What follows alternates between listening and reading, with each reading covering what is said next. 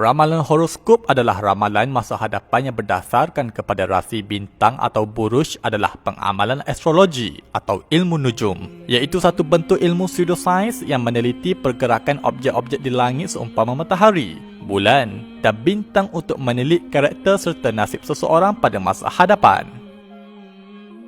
Astrologi atau ilmu nujum ini berbeza dengan astronomi atau ilmu falak yang hanya membincangkan pergerakan objek-objek langit dalam ruang lingkup matematik dan sains tanpa menghubungkannya dengan sebarang bentuk tilikan karakter atau nasib masa hadapan seseorang.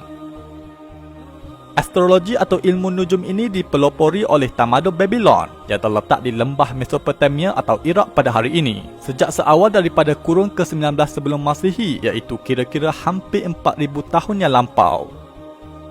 Selepas Babylon, ilmu ini turut dikesan muncul di tamadun Vedic di India pada sekitar kurun ke-15 sebelum Masihi dan seterusnya dalam tamadun China pada seawal era dinasti Zhou. Ramalan nasib yang berdasarkan kepada 12 buruj zodiak yang terkenal dipanggil sebagai horoskopi astrologi. 12 buruj zodiak ini semuanya adalah buruj-buruj yang terletak di laluan perjalanan matahari di langit, dikenali sebagai ekliptik.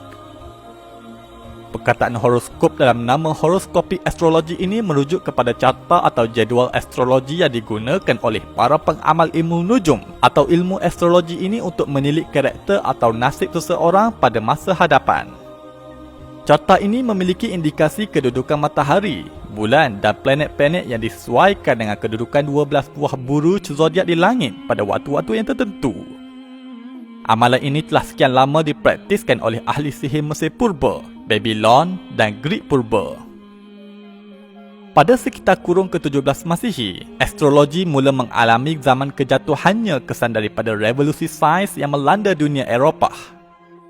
Anjakan paradigma dalam pemahaman manusia tentang pergerakan falak bumi dibandingkan dengan matahari khususnya daripada model kefahaman geosentrik yang mengusulkan matahari beredar mengelilingi bumi kepada model kefahaman heliosentrik yang menyatakan sebaliknya.